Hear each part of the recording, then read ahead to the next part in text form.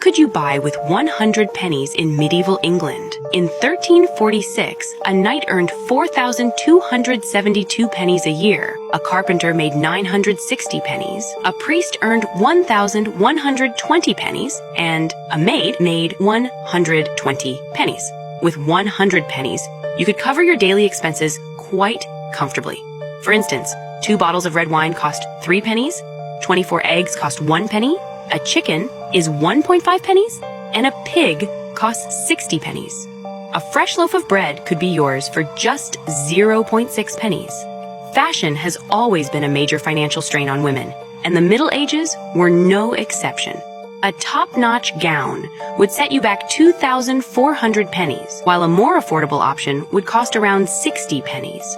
Men's clothing was much cheaper, with a silk tunic priced at 576 pennies and a woolen tunic at 240 pennies. For farmers, linen undergarments were 8 pennies, and a linen outer garment with a waistline was 36 pennies. Being an armor smith was a well-paying job, with earnings of 3,600 pennies a year, but the tools needed for making armor could cost 3,323 pennies. A horse for plowing fields cost 240 pennies, whereas a war horse for knights cost 2,400 pennies. Rent was relatively reasonable. A peasant's straw hut could be rented for 60 pennies a year, a craftsman's wooden house for 240 pennies, and a villa with a courtyard would cost about 900 pennies.